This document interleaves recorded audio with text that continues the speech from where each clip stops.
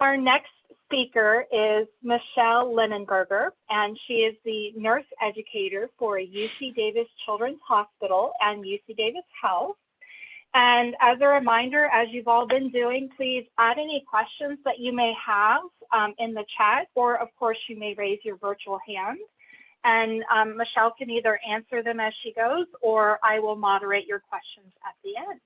So Michelle, I will turn it over to you. Fantastic.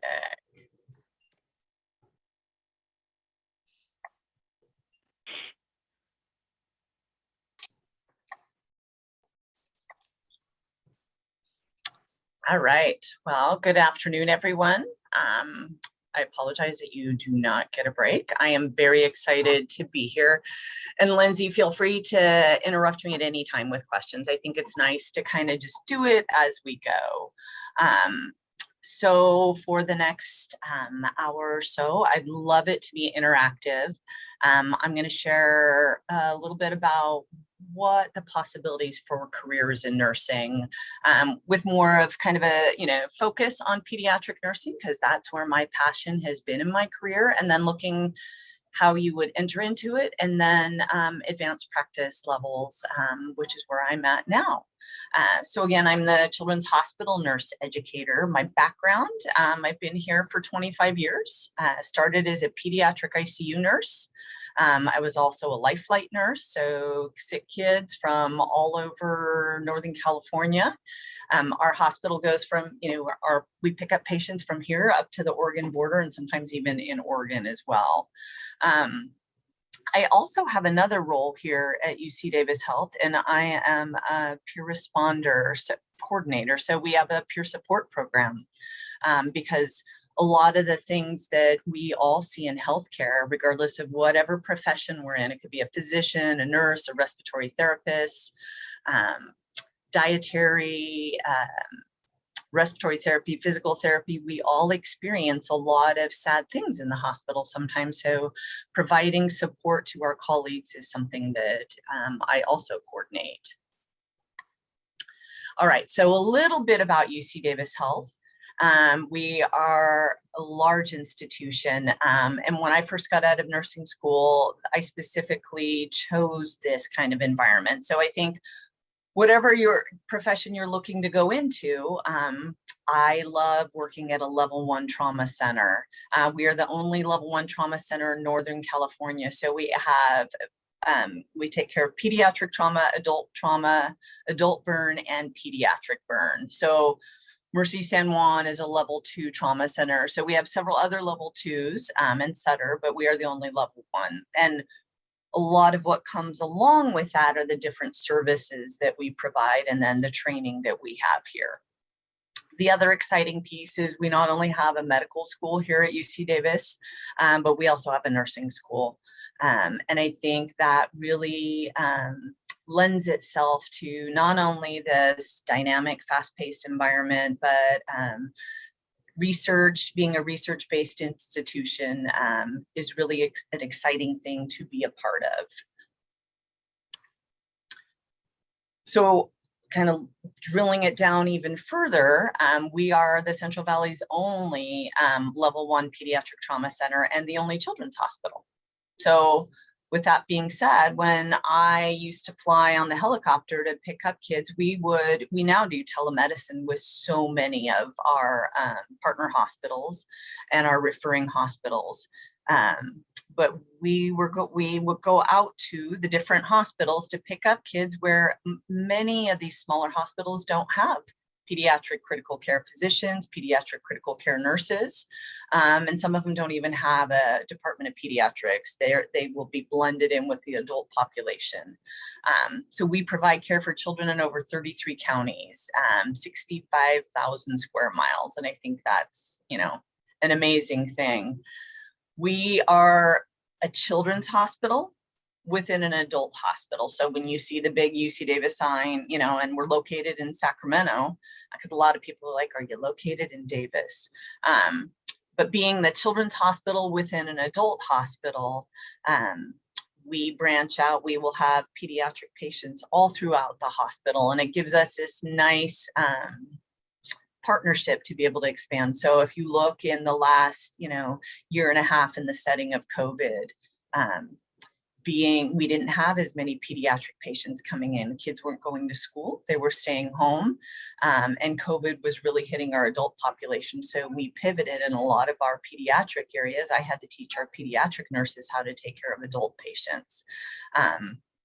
And then sometimes as summer comes around, we'll have more trauma, bike accidents, drownings. We sometimes will spill out over into the adult hospital. So a lot of the training that I do with our nurses throughout the hospital is to prepare them for their specific population that they're taking care of. So lots of numbers down there. We take care of a lot of patients. We take care of a very diverse population. And I think that's something that we all chose to work here and something that we love doing here. So lots of ways our patients get here. Not everyone walks in through the ER. Part of being a children's hospital as well, we have a separate pediatric ER, which is huge. It's so important for the children and so important for their families and siblings. We have our own pediatric critical care transport team. They'll either go out by helicopter, by ambulance, and that is comprised of 2 nurses. And so the nurses that go out and do transport have a different scope of practice than a nurse in a doctor's office or a nurse within a hospital. And I think that's, something that I love about my profession is lots of different choices and career paths that you can do. So I did this diagram just to kind of show you guys all of the different types of pediatric nursing that we have at UC Davis Health. Very similar if you were an adult nurse. The pediatric ICU is where our sickest patients go. Again, we have our own pediatric ER. So early on in my career, we used to need to be able to float to all the different areas. So I have worked in all of the different areas of our hospital in the pediatric role. But we go from coming through the ER to going to an acute care floor where the patient's fairly stable to the pediatric ICU where they will be on life support. We provide extracorporeal life support. So it's a heart and lung bypass machine. Not all hospitals are able to do that. We provide it for our neonatal population, so our newborn nursery, for our pediatric patients and our adult population. And we fly patients in here all the time to be able to take care of them on ECMO or that extracorporeal life support. And I'll show you guys some pictures in a bit. With COVID, we were having lots of patients transfer here. So not only, let's say you're at an outside facility or an outside hospital, smaller community hospital, and they don't have pediatric nurses, but they also may not have the capability to do that heart and lung bypass machine where we can oxygenate the blood. And that's the next level after the ventilator. So when we were having patients get sick with COVID, they would go on different levels of oxygen support, and then lots of times have the breathing tube put in and end up on a ventilator. And then sometimes you're raising the level of support on that machine so much you need to go to the next step. And that's something that we provide here at UC Davis Health. All of these roles that I'm showing here are entry-level roles. So you could enter into any of these areas as a new graduate nurse. I have another slide in a little bit, just kind of laying out, how you could enter into nursing from an education standpoint, but all of our areas have nurse resident programs. So we provide a year's worth of training to our new graduates. We currently only hire nurses with bachelor's degrees. That's part of the requirement. You can enter into nursing with an AA degree or an associate degree. But all of these areas, we have a year's worth of training. So when you get hired on, you'll have this orientation process that lasts for a year where you have a preceptor training you at the bedside. in real time, and then you're also stepping away part of your paid time as a new nurse. You're attending classes, learning how to take care of a patient after cardiac surgery, learning how to deal with mental health issues with pediatric patients. I teach specific classes on human trafficking. How do we identify patients that are possibly being trafficked? When you look at IV placement, it's something that mainly nurses do. Physicians will do it sometimes as well, but it's for the most part something, a skill that the nurses do. We have taken it a step above, and we do ultrasound guided peripheral IV placement. So we train our nurses with that. I also do an extensive amount of training with sexual orientation and gender identity. We talk about caring for we do gender affirming surgery. So we have a lot of education on caring for our transgender teen culture, diabetes, asthma. We also do a lot of education on addiction and overdose treatment as well. So this slide really talks about how you can enter nursing. And I think this is amazing in the sense that you can start out, you can go to your local community college and get your AA in nursing and apply for the California State Board of Registered Nursing. The minimum level of entry is the AA degree. So you can start working as a nurse, earn that salary, and then you can go back. A lot of programs and hospitals have bridge programs. So UC Davis is very specific, where we require a bachelor degree in nursing for all of our nurses. Whereas a lot of the other hospitals don't all have that requirement. But we have bridge programs. So you start out working, you can jump into your career, start working as a nurse, go back to school, get your bachelor's degrees. 17% of our nurses hold advanced degrees. So I worked for a very good part of my career with a bachelor's degree. And then I went back to graduate school to get my master's degree, and then my master's degree in nursing education.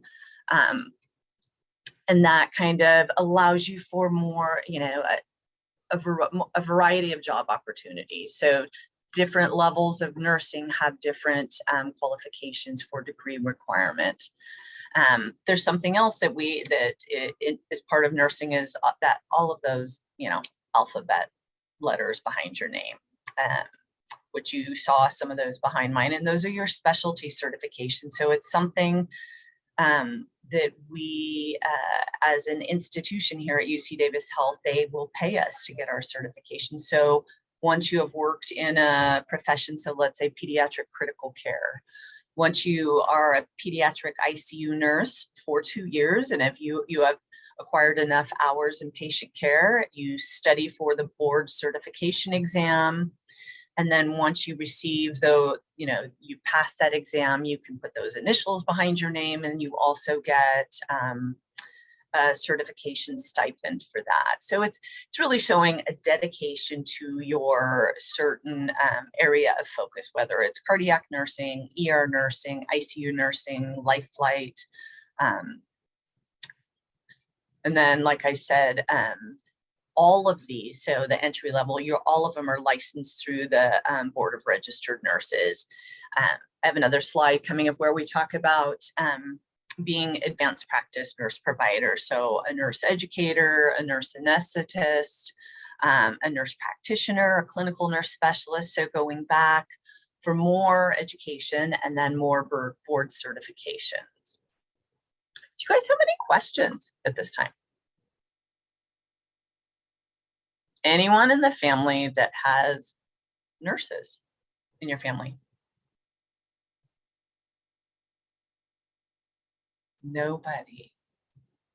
Or nobody that wants to talk. That's okay. There's a couple. There's a couple that do. Good. Yep. Yep. You're getting lots of answers in the chat. Oh, okay. Awesome. Sorry, I don't have the chat. You can anyone else at UC Davis? Oh, we have a few that are saying they're going to be the first. that's a nurse in their family. That's awesome. I love it. Yes. One thing I will share, it's just personal. Nursing has given me the ability, if I look at my 25 years, to work part-time. I worked night shift for 20 years to raise my family. And I think that piece, so I was 60%, I did 2 nights a week. And then I would teach on the side, but there's lots of flexibility.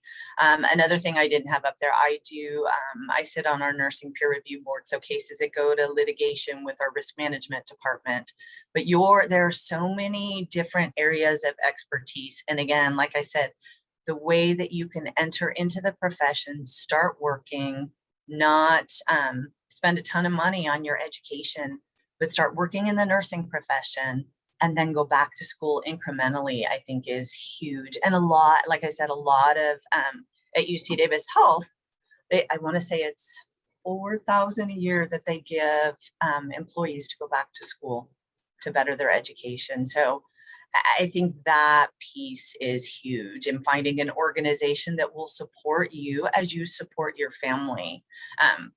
And I was also, when I was younger, I wasn't like, I would go take my cat to the vet to get a shot and I would pass out. So it was the big joke when Michelle went to nursing school, it's like, no, Michelle can't, and then, well, Michelle's a flight nurse. And then I was a cardiac nurse where they're opening the chest on the patient and we're performing cardiac surgery in the room.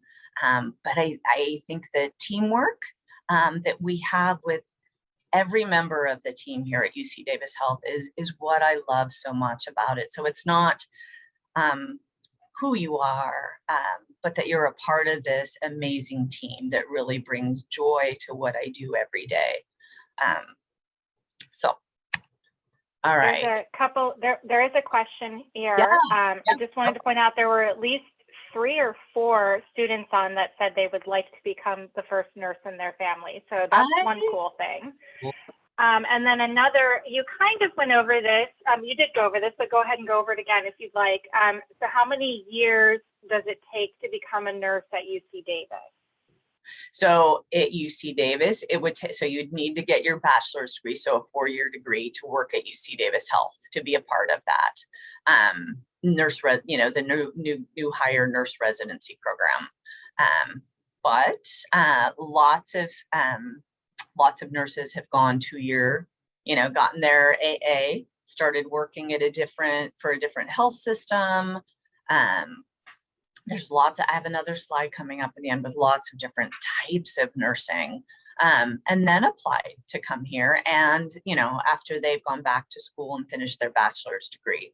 So I think that's a beautiful piece, is there's lots of flexibility, right? You can do 2 years and get in if you need to start working and earning money, get you into everyone is a registered nurse and for the State Board of California, regardless of your degree. We all take the same state licensing board test exam. Or if you are able to, from a financial standpoint, or you have the time standpoint where you can go to school for 4 years, that's going to give you that foundation you need. But I think it's amazing that we have lots of different ways that you can enter into the profession. So it's not just, I just feel like it allows for all of us to have access to it. Great. One more question for you. Yep. Would you recommend becoming a nurse first and then going on to study to become a pediatrician? Yeah, I have several friends, Emily and Dr. Andrada, who is a pediatric ER physician here, was a nurse. So I've known several people that were nurses first and then went back, same thing, worked and then went to medical school. So there's no right or wrong at all, because everyone's, I went, when I first went to college, I was child development. Nursing was second for me. I just didn't, I don't think I ever had anyone talk to me about it. I didn't know the possibilities, didn't know how to do it. But yeah, you could definitely do that. But I think you'll see how exciting nursing is and the autonomy we have. I think that's the biggest piece. Depending on where you work, we are it's a very independent role. So anything else? And those of you that want to be the first I have a nurse, question. yeah, go for it. Yeah. So my question is, what is it? Nursing is very competitive, right? It's very hard to get into a good program, right? A program. However, nurses, PAs, doctors are all needed, right? Yes. Is the solution adding more educational programs, or just keep it like that? That's my question.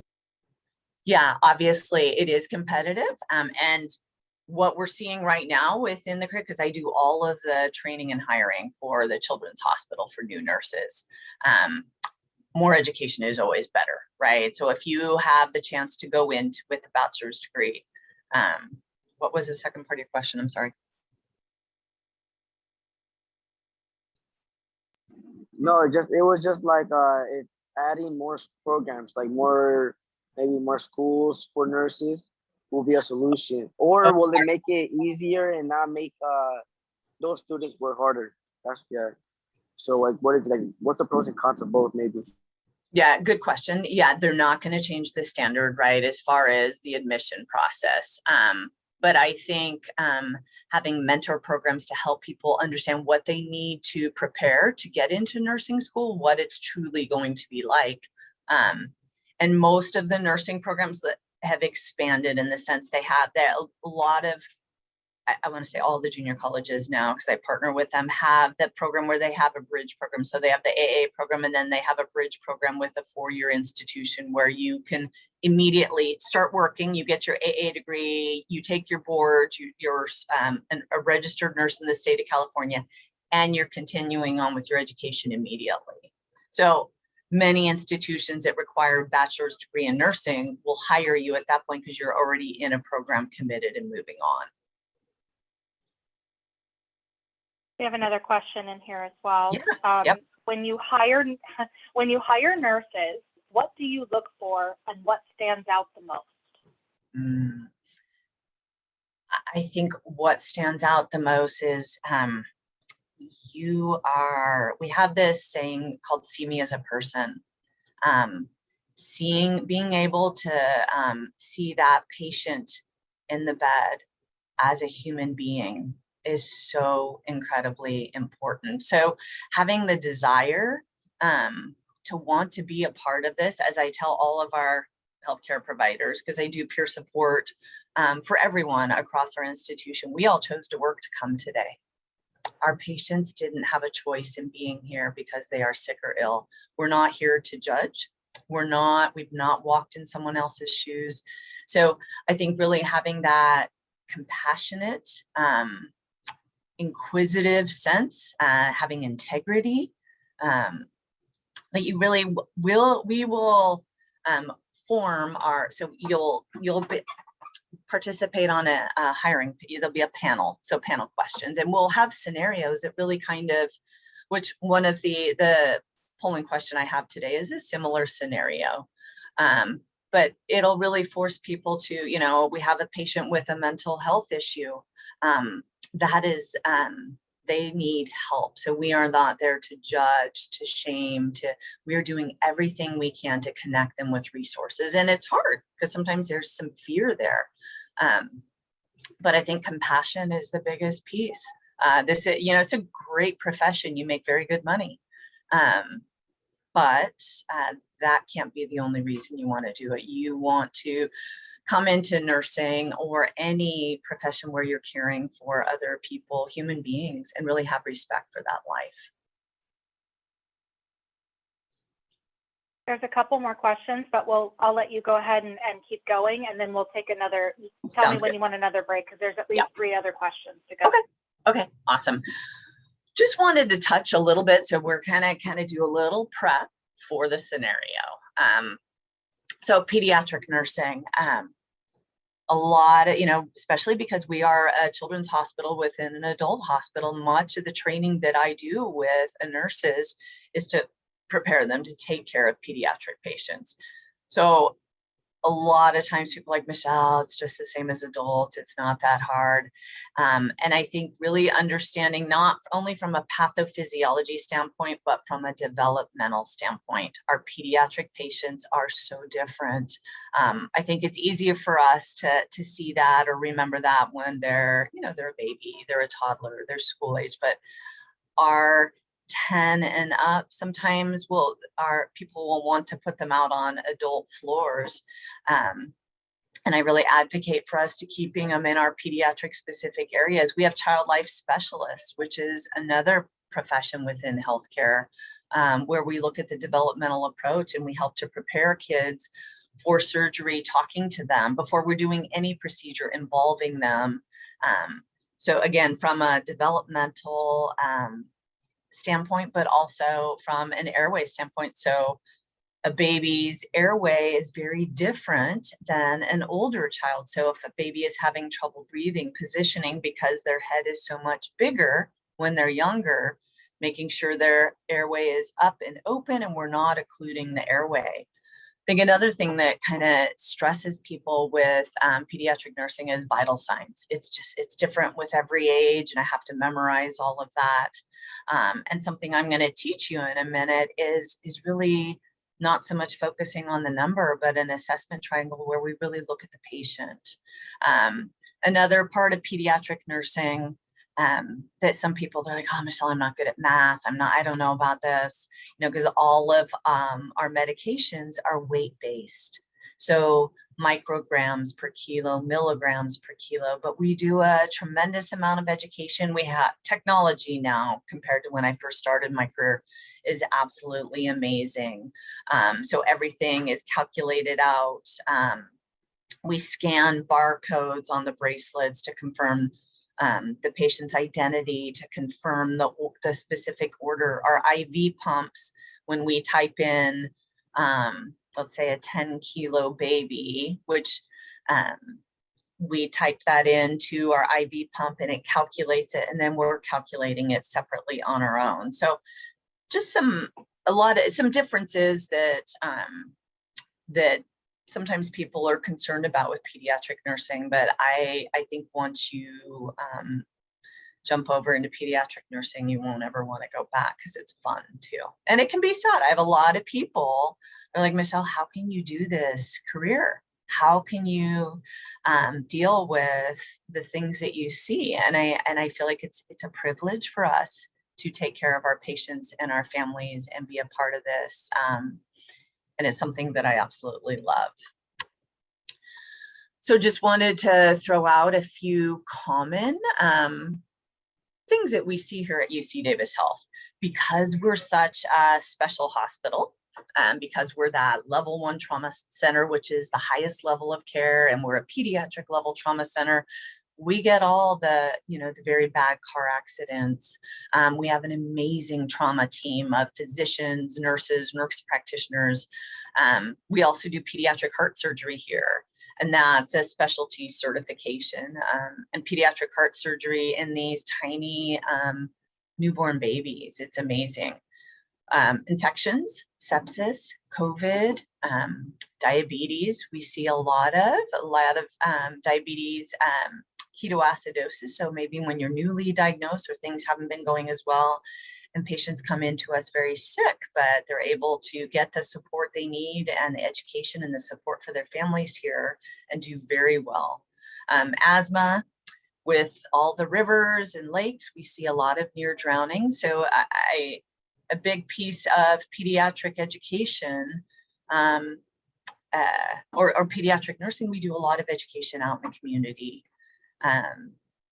Child abuse is another one that we have an amazing child abuse investigation team here at UC Davis Health with Dr. Julia Magana. She also heads up our human trafficking for not only for UC Davis Health, but for all of our UCs across the state of California. And then pediatric cancer. So lots of serious things we deal with. Sometimes there aren't, the outcomes are very sad, and many times they're amazing. But again, a privilege to be a part of it. And then I think also to be involved in the prevention piece as well. little more about, what is a pediatric nurse, so what is a nurse doing? So we're going in and assessing the patient when they went from our first encounter, and we're going to talk about that. Everything we do, when I first started, used to all be on paper. Now it's all in the electronic medical record, which is an amazing thing. It's not just documentation, it's communication for the entire healthcare team to be able to see what's going on and enter the medical history. We're observing behaviors and recording those, whether it's fear or anger. It's lots of different things we can observe just from walking in the room. Placing tubes, drains, and airways. So as a life flight nurse, our flight nurses have more autonomy in what they can do as opposed to what you would be able to, what you would do as a nurse in a doctor's office, and then what you would do as a nurse in the hospital. So placing breathing tubes, IVs, and we do all of these things, tubes for feeding, tubes to show urine output, so we know how dehydrated or if a patient has kidney function, administering the medications and treatments, all the diagnostic procedures that the physicians order, following through with those, and then analyzing the results and really bringing in the team, and the physicians are analyzing them as well, but really grabbing people if we see something that's very concerning. A big amount of the teaching is done by nursing. So really helping these families and having a relationship with them. We do primary nursing here. So whether I have sickle cell, whether I have diabetes, any disease where I'm going to be, or pediatric cancer, I'm going to have a primary nurse every time I come in. So every time I come in, I'm going to, that's Heidi up there with the stethoscope. I'm going to have Heidi every time. And Heidi knows my mom and dad, or knows both of my moms. Heidi knows what disease she knows what scares me. She knows what I'm okay with. And it really helps us to help better assess them, help them feel safe in a place where I feel like a lot of times we're taking away all the responsibilities of the parents. The kids are scared. A lot of times teams are coming in and pulling back sheets and assessing patients. And I feel like sometimes when I talk about that, see me as a person, we need to remember that's a human being in the bed and we need to respect them. Trauma prevention education, we do a ton of teaching in schools and the community with car seats, helmets, water safety. For years, I volunteered with the Every 15 Minutes program that's popular with all the high schools. And I feel like it's a way for us in healthcare. There were many of us physicians, nurses, highway patrol helped put it on, but it helps us cope with what we see sometimes as sadness that we see by having, hopefully some kind of gift of information to help prevent things. And then intensive care unit life-saving measures. I am a very, I would say an adrenaline focused person. When I went into nursing, I loved the pathophysiology happening in front of me. I loved the flight nursing I did. I like the action. I loved going to the ER. Some people, that's not what they love. They love working out in the clinics or in the doctor's office or in the operating room. So we all have different areas that we love focusing on, very similar to medicine. And I think you can find those choices of a place in nursing that fits your personality. So I would say this is so ECMO, so extracorporeal membrane oxygenation. This is probably the, besides the flight nursing, the top level of nursing care. We only have, I want to say it's under 50 nurses trained here, and we have several thousand nurses here at UC Davis Health. But we put patients on this heart and lung bypass machine, and you can see it. This is the machine right here. This is a tiny cardiac. So these are cardiac babies that I am showing you now. But we will have a nurse caring just for the baby who had open heart surgery. And then we have another nurse who their sole job is to maintain this circuit And then sometimes we'll have a separate dialysis circuit plugged in where this baby, because they've had cardiac surgery and maybe they don't have all 4 chambers, and we've had to create some new routes of oxygenated blood flow within their heart, and they need some time after surgery to recover. So this machine, the ECMO machine, will provide the oxygenation. And to me, it's the coolest thing in the world, because you'll see the darker blood coming out. It's like a dark burgundy. The body's used all the oxygen in that. It goes through this pump, it goes through an oxygenator, and then bright red blood is going back into the patient. Depending on how much I want to turn up the oxygen on the machine or turn up the blood flow is based on how much support the patient needs. So we'll have specific parameters and work very closely with our pediatric intensive care unit physician. And when I talk about the teamwork, this is one of the things that I love the most, is looking at the numbers from the labs, what's going on from a fluid status standpoint, how much IV fluid's going in, is the patient, are the kidneys working at all? Maybe they're not peeing at all. And so we have dialysis plugged in. How much fluid are we trying to pull off to really kind of maintain this balance so their heart can rest and repair and get better? And then we wean them off this. And I think the most rewarding thing is when the patients and the families come back and visit us. It's so cool. So this is, I think, yeah. So you mentioned teamwork, and there is a question in here that I think it's the perfect time to ask this.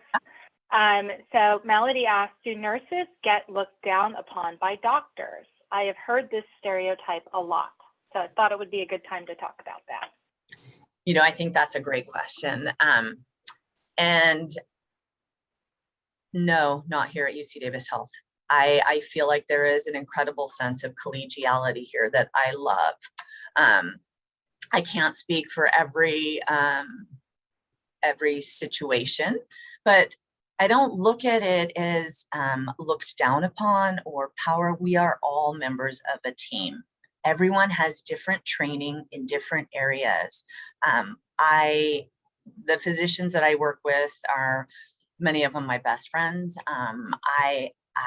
It is invaluable, the teamwork. I have had, sure, if you say look down upon, I could say I've had nurses, it's more of a human component. So relationships, it doesn't matter the profession. I've never had something where I feel like I've been looked down upon at all in nursing.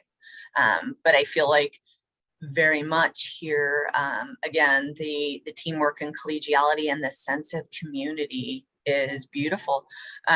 Case in point, the peer responder program. So it's a peer support program that I started in 2010, created the curriculum because of all the sad things we see in the Peds ICU. I trained some nurses, some physicians.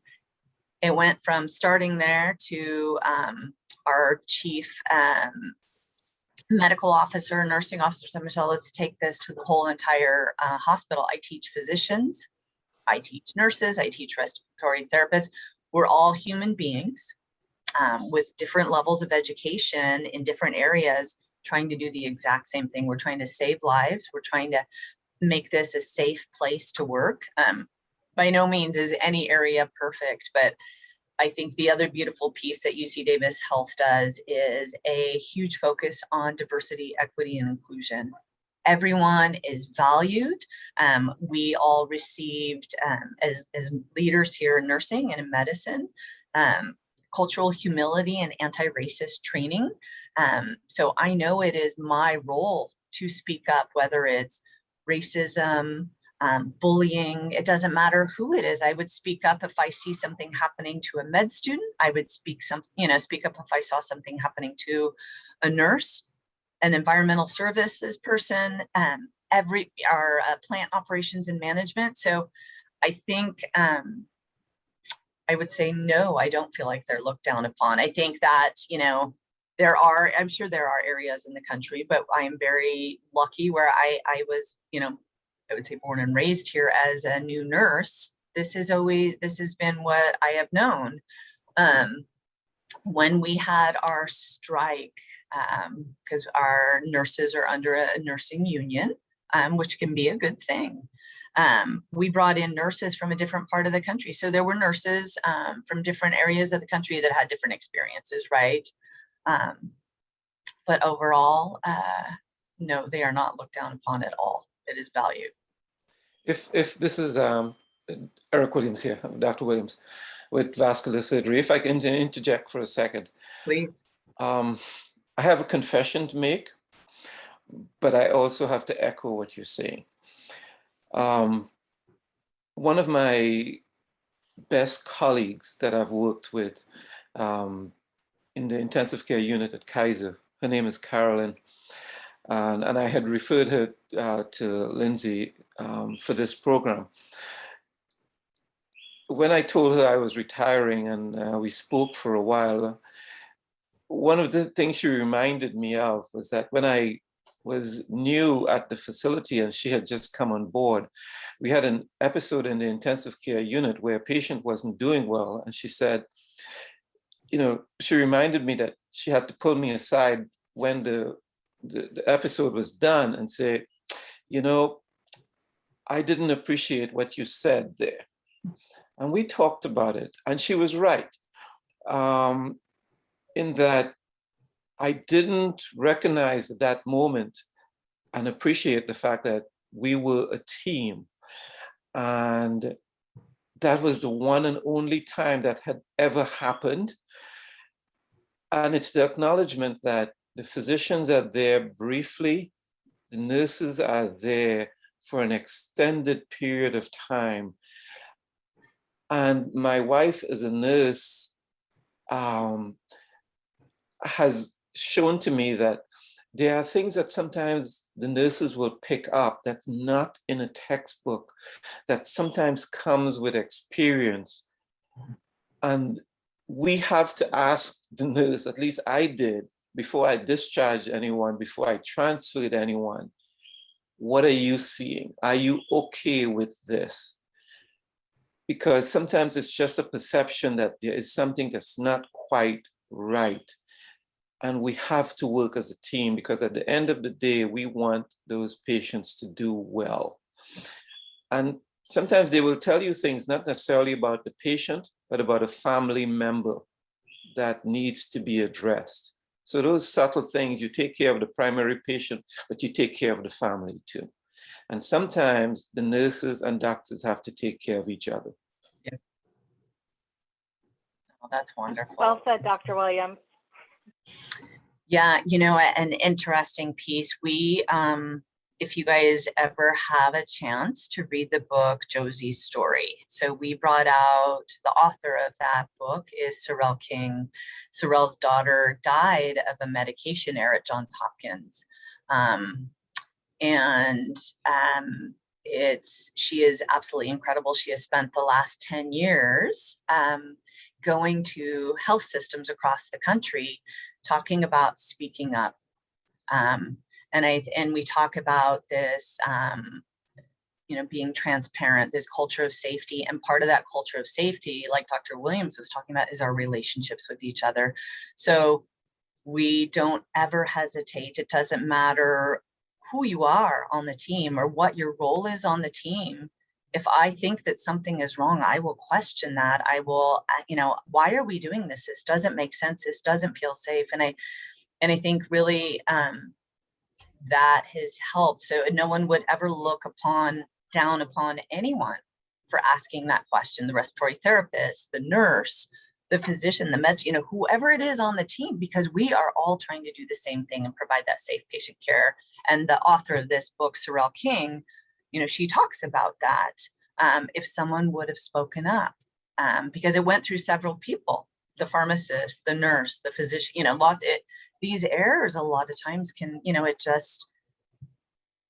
shame. It's horrifying the way it happens, but we're constantly looking at how we can be better as a health system.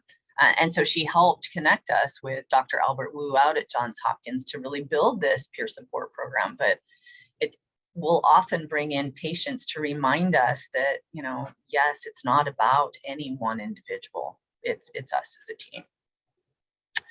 All right, so quickly we're going to go through and it's not like you guys have to memorize all this, but I think that the biggest piece, I was so caught up in the right vital signs for the right age group, but it's really looking at your patient. So ABC, when I was a flight nurse and I would go to a different hospital to pick up a patient, the biggest part of my assessment was walking in the room, looking at the patient. Was it normal or abnormal? And, depending on the age group. So is this patient lying there very quietly and people are, doing things, or is a patient clinging to their mom and interacting with, eye contact, the work of breathing? So is it excessive? Do they have nasal flaring? A lot. And I want to do this from far away, especially with my very youngest patients, because I'm going to cause anxiety regardless of what profession I'm in as I approach them. But if I can observe them from afar and see how hard they're working. So not only, maybe I haven't even put them on the monitor yet to get all my numbers, but what can I see just from walking in? Are they tugging at their throat? If their shirt is off, are they tugging in between their ribs? We call them retractions. Is their nasal, is their nose flaring up and down? Or sometimes for our little babies, they'll breathe so fast, so hard for so long that when they start getting quiet and it starts slowing down, that's when I know there's this, we talk about this sense of impending doom. We're worried because they will just stop breathing. And then what does their skin look like? Their circulation, are their lips dried and cracked? What do their nail beds look like? So just some quick things when you first walk in and look at a patient. Vital signs are important, but it's not the end of the world. You don't, a lot of times people have these pocket cards that they have to memorize all of this. And you slowly get used to all of it as a pediatric nurse, but that gives you the baseline. But knowing that everyone is different they may have a chronic patient condition. They may be in pain. They may truly be having a hard time breathing. So we're going to go through this patient scenario. And then I'm going to have you guys do a polling question after this. So this 5-year-old patient, you guys all work in the pediatric ICU with me. You all are there as new graduate nurses, and I am so excited you're there. So it's a 5-year-old patient transported in by helicopter with a history of asthma. So he has that in his background. So he's had a fever going on for a couple of days, not really hungry. But when you were on the phone, so the ICU nurse won't go in the helicopter to go get the patient. If I'm the nurse receiving, I just am talking on the phone to the nurse at the outside facility. Sometimes they don't see sick kids, or they don't really, the patient truly can change en route. So they tell me the patient looks fine. I always have to take that with a grain of salt. I hear it's with telemedicine now, it's quite nice because we will go on as a team, physician and nurses, and be getting report, talking to the family before the patient's transported. So it gives us kind of a baseline. So let's say the patient arrives, we're all there, and he's tired, he's sleeping on the gurney. And then you're kind of watching the nurses start putting a IV in the patient's arm because he needs to have IV access, but he's not really moving or crying. He's just kind of laying there. He looks a little pale. And he's got some of that nasal flaring. So up on the picture up there, so looks distressed. And then this tugging, right? A lot of times we'll see it right here. And the tugging in the neck, sometimes they'll have the blanket up really high, and we don't, sometimes I don't want to distress them, but I can get a quick analysis of what's going back on. Am I concerned? Do I need more help, or am I okay? So the patient wakes up briefly and then falls back asleep.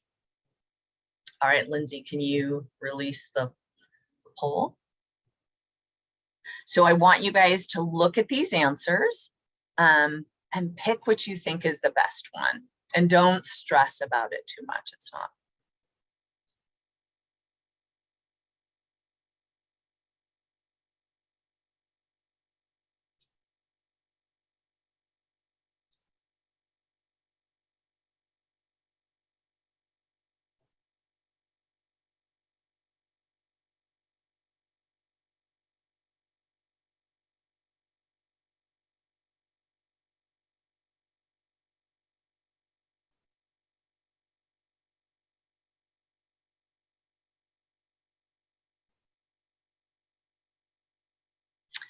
And I think on question number 2, call the ICU, you're in the ICU. I think the word team is missing. So that would be your physician team, because you're at the bedside alone as a nurse.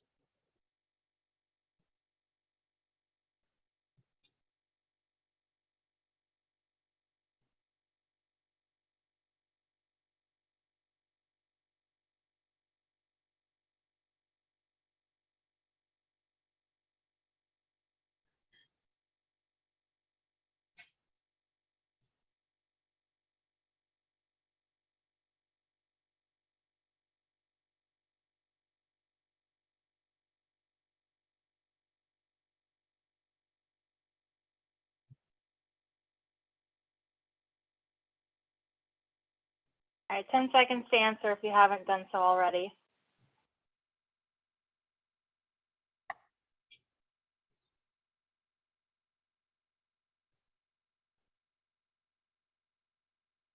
All right. Awesome.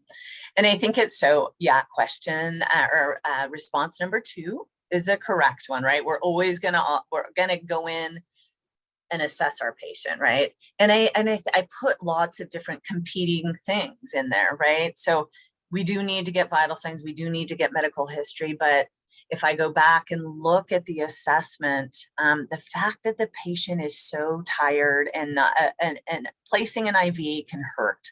So the patient should be moving and crying. And so that concerns me. Whenever you see a patient obviously working that hard, so the nasal flaring and the tugging at the neck, I want to put oxygen on right away to help, see, even if I didn't know my vital signs yet, I don't know my numbers, but for the comfort of that patient. But sometimes when they're not getting enough oxygen, their mentation or they're going to look really sleepy and not be as interactive.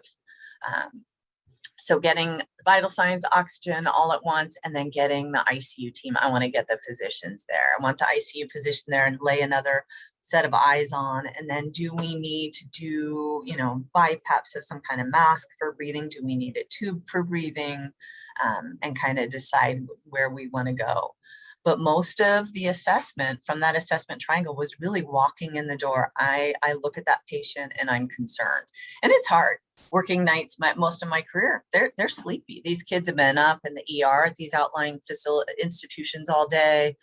And now they're tired. They're tired from the flight and they can just change like that en route. So, all right.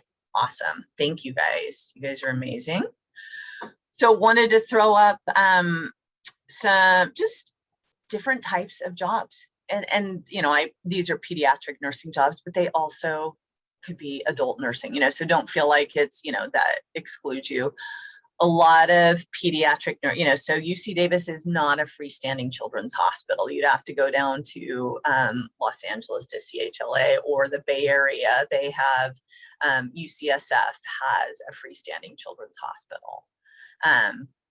So most people work in major medical centers, most nurses, but you could go outpatient community hospital. You could be a school nurse, a home health nurse out in, you'll have outpatient clinics, urgent care, rehabilitation facilities. So when they have been in car accidents or they've had burn patients that have gone to Shriners, you can work at a rehab facility. Some of the advanced practice roles that I talked about. So you went and got your 2-year AA, you started working as a nurse, and then you went back to Sac State, you got your bachelor's degree in nursing, you worked for a few years, and now you went back for your advanced graduate degree.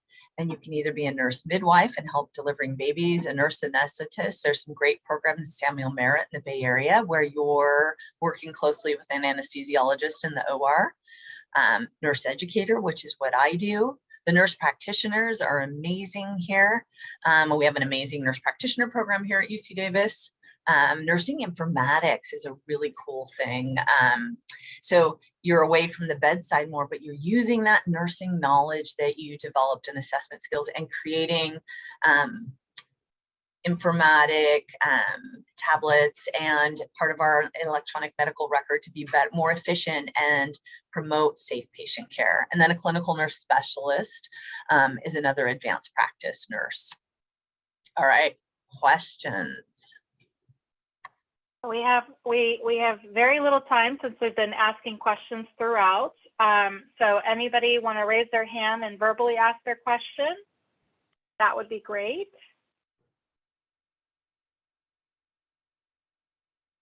Just check the chat here, make sure I caught everybody. Here's a really specific question about UC Davis. After getting a degree in nursing at UC Davis, will they take them at the medical center, or do they have to go and apply for jobs, you know, outside of the medical center? Are they first in line, I guess? Right, good question. Not first in line, because we try to be open to everyone.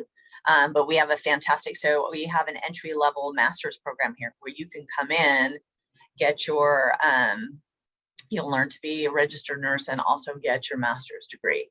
So it's a huge program, but you still go out and apply. So if you want to work in the pediatric ICU, you would be applying with nurses from Sacramento State, nurses from across the country, from UCLA, you know, wherever it is. And then our screening, you know, with our questions in the interview panel, will find the best match to work there. Great. All right. Well, Michelle, thank you so much. This was such a great presentation. I hope all of you got quite a bit out of it. Please join me in thanking Michelle. You're getting lots of messages in the chat. Saying thank you so much for spending time with us this afternoon. Absolutely. Guys, if you have any questions for Michelle, send Sam Mello an email and she'll make sure that Michelle gets your questions and hopefully we'll be able to answer some of them. Yeah, I'd be happy. You guys can reach out. Anyone can email me. That's great. Fine. Okay, great. Thank you so much.